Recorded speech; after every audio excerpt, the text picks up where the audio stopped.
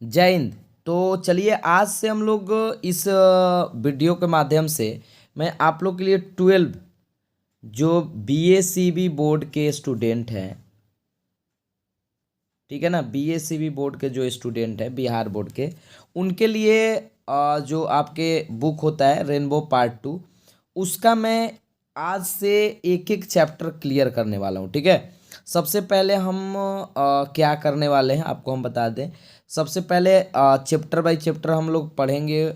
हर chapter का question answer भी हम करेंगे, विथ समरी भी करेंगे, ऑब्जेक्टिव भी करेंगे। ठीक है, तो आज हम स्टार्ट करते हैं प्रोज सेशन से, इंडियन सिविलाइजेशन एंड कल्चर, जो महात्मा गांधी के द्वारा लिखा गया है। इस सेशन में हम इंट्रोडक्शन देखेंगे, ठीक है ना। और वी नो वेरी वेल कि इंट्रोडक्शन सबसे ज़्यादा इंपॉर्टेंट होता है। जितने भी ऑब्जेक्टिव क्वेश्चन आपसे पूछे जाते हैं वो लगभग मतलब 30 to 40% कह सकते हैं आपके इंट्रोडक्शन से ही क्वेश्चन होते हैं। ठीक है, so don't miss this whole session. और चलिए स्टार्ट करते हैं हम। देखिए, Indian civilisation and culture chapter का नाम है, जिसके राइटर हैं महात्मा गांधी, और ये एक एसे है। ठीक है, ये क्या है, एसे है। देखिए यहाँ से इंट्रोडक्शन है हमारा, मोहनदास करमचंद गांधी 1869, एक मिनट रुक जाइए, 1869 to 1948, यानी उनका लाइफ टाइम दिया हुआ है। उनका जन्म हुआ था 1869 में और वो मरे थे 1948 में। पॉपुलरली नोन एज बापू, समझने का प्रयास करिएगा। पॉपुलरली का मतलब होता है लोकप्रियता, ठीक है ना। नोन का मतलब जाने जाते थे, एज बापू, और द फादर ऑफ नेशन, यानी जिन्हें लोकप्रिय रूप से बापू या फादर ऑफ नेशन कहने का मतलब है राष्ट्रपिता कहा जाता था। ठीक है, मतलब उनका जन्म हुआ था 1869 में, मरे थे 1948 में, जिन्हें लोकप्रिय रूप से बापू या राष्ट्रपिता के रूप में जाना जाता है। ठीक, was more a spiritual leader than a politician. देखिए, स्पिरिचुअल लीडर का मतलब क्या होता है, तो स्पिरिचुअल लीडर का मतलब होता है आध्यात्मिक, और लीडर का मतलब नेता। यानी कहने का अर्थ है कि एक राजनेता की तुलना में आध्यात्मिक नेता अधिक थे। मतलब राजनेता तो थे ही, ठीक है, कहीं उससे ज़्यादा वो स्पिरिचुअल लीडर थे। स्पिरिचुअल का मतलब आध्यात्मिक, and we know very well what is the means of आध्यात्मिक।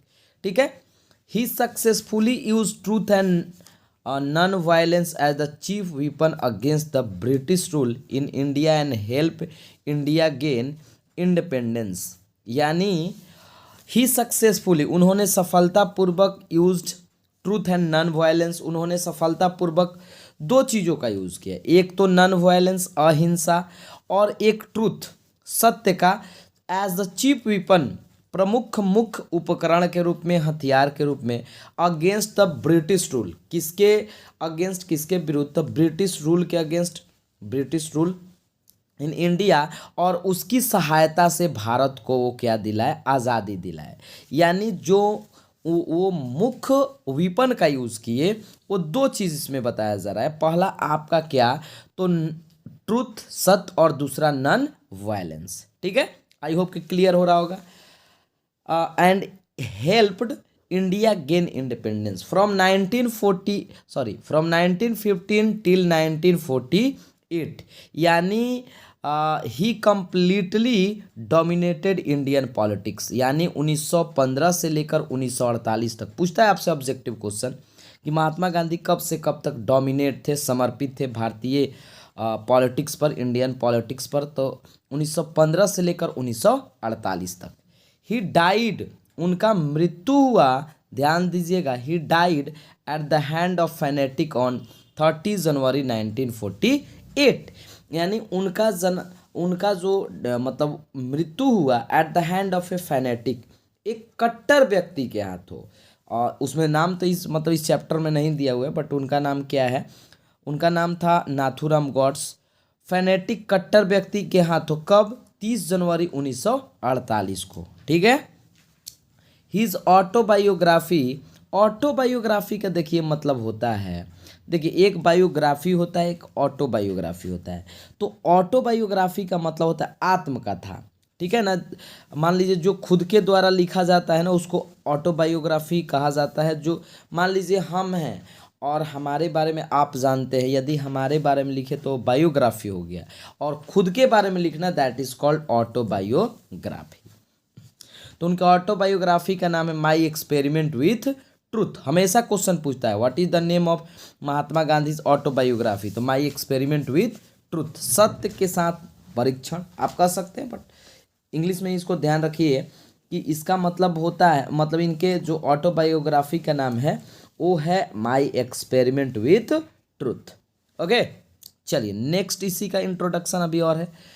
And the numerous articles, articles और बहुत सारे, न्यूमरस का मतलब होता है असंख्य article that he wrote for young India and the speeches that he deliver on different occasion, यानी बहुत सारे इन्होंने आर्टिकल्स भी लिखे हैं, ठीक है ना। आर्टिकल्स कहने का मतलब आप आर्टिकल से समझ सकते हैं पत्र, ठीक है, उनमें से यंग इंडिया, ठीक है ना, लेख आप समझ सकते हैं आर्टिकल का मतलब, ठीक है ना। Article that he wrote for young India and the speeches that he delivered on different occasion, मतलब कहने का अर्थ है कि बहुत सारे आर्टिकल्स भी लिखे, ठीक है ना। He wrote for young India, young India एक पत्रिका का नाम है, एंड द स्पीचेज, और बहुत सारे स्पीचेज भी दिए, दैट ही डिलीवर्ड, डिलीवर्ड का मतलब वही देना, स्पीच वगैरह देना, अलग अलग अवसर पर इन्होंने बहुत सारे क्या दिए, भाषण भी दिए, स्पीचेज भी दिए। Reveal him not only as an original thinker but also as a great master of chest, समझने का प्रयास करिए।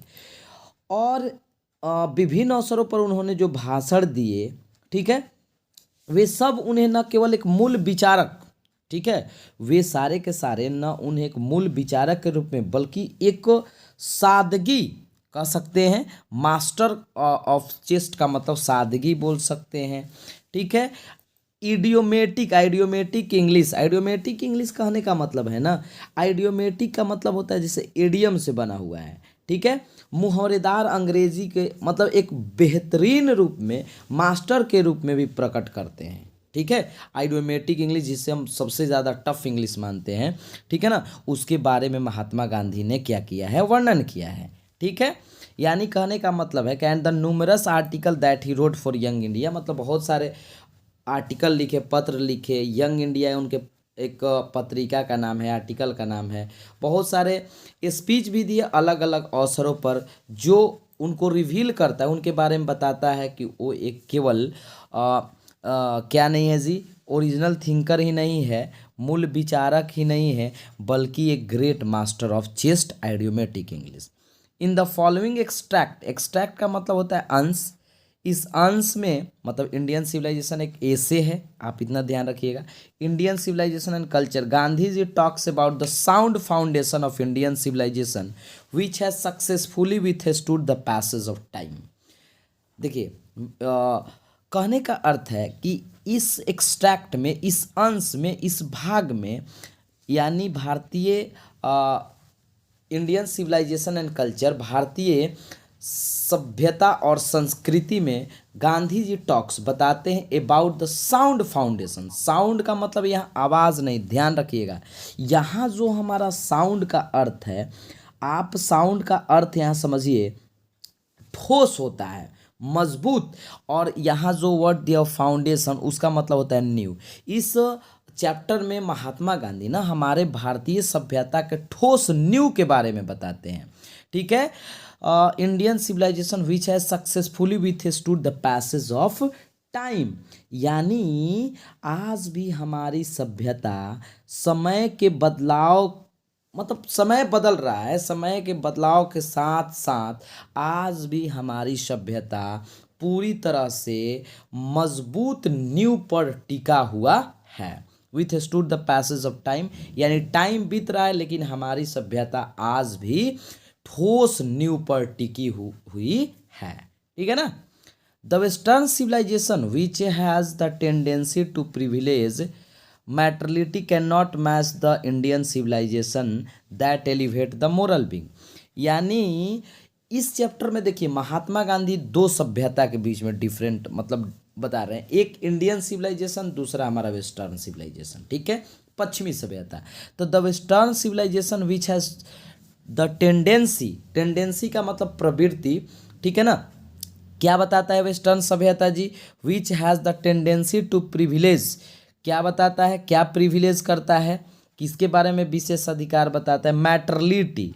मैटरलिटी का मतलब क्या होता है? भौतिकवाद। यानी जो हमारा, अगर बात किया जाए वेस्टर्न सिविलाइजेशन का, तो मैटरलिटी को प्रीफर करता है, मैटरलिटी को प्रवृत्ति देता है, ठीक है।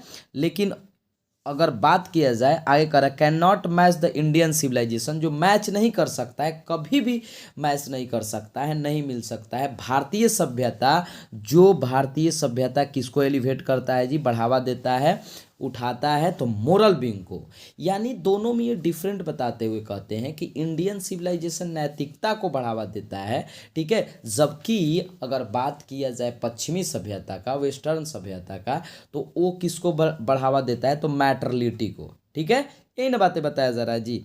तो समझने का प्रयास करिए कि इसमें हम लोग दो तीन चीज़ समझेंगे। सबसे पहले कि महात्मा गांधी के बारे में हमने समझा कि इनका एक बार और देख लीजिए, जन्म हुआ था 1869 में, मरे थे 1948 में। पॉपुलरली, यानी ये इन्हें जाने माने कह सकते हैं, पॉपुलरली नोन एज, ठीक है, बापू और द फादर ऑफ नेशन, इन्हें दो नाम से जाना जाता है। पूछ सकता है कि Mahatma Gandhi popularly known as, तो बापू और द फादर ऑफ नेशन। ये स्पिरिचुअल लीडर, पॉलिटिशियन से ज़्यादा स्पिरिचुअल लीडर थे, ठीक है। इन्होंने दो चीज़ का यूज़ किया भारत को मतलब क्या बोलते हैं, इंडिपेंडेंस करने में। पहला तो ट्रूथ, सत्य, और दूसरा नॉन वायलेंस। ये भारतीय सभ्यता पर पूरी तरह से मतलब समर्पित रहे 1915 से लेकर 1948 तक। इनका मृत्यु 1948 को, 30 जनवरी 1948 को हुआ था, at the hand of fanatic, एक कट्टर व्यक्ति के हाथों। इनके ऑटोबायोग्राफी का नाम माई एक्सपेरिमेंट विथ ट्रूथ है, ठीक है। तो इतना तक आई होप कि, और इसमें देखिए, इसमें महात्मा गांधी दो चीज़ों के बारे में कंपैरिजन कर रहे हैं। इंडियन सिविलाइजेशन, पहला इंडियन सिविलाइजेशन, ठीक है ना, इंडियन सिविलाइजेशन, और दूसरा हमारा वर्सेस कहिए वेस्टर्न सिविलाइजेशन, वेस्टर्न सिविलाइजेशन, ठीक है ना, वेस्टर्न सिविलाइजेशन। और इंडियन सिविलाइजेशन को ये बताते हैं कि इंडियन सिविलाइजेशन एलिवेट करता है मोरल बीइंग को, जबकि वेस्टर्न सिविलाइजेशन मैटरलिटी को, ठीक है। तो इसके आगे जो भी बुक्स है, जो भी लाइनिंग है, हम लोग नेक्स्ट चैप्टर में, मतलब नेक्स्ट सेशन में देखेंगे, ठीक है। आप कमेंट करके ज़रूर बताइए कि आपको समझ में आया कि नहीं आया, कहीं प्रॉब्लम तो नहीं हुआ, कैसा लगा आपको ये वीडियो। चलिए आज के लिए बस इतना ही, जय हिंद।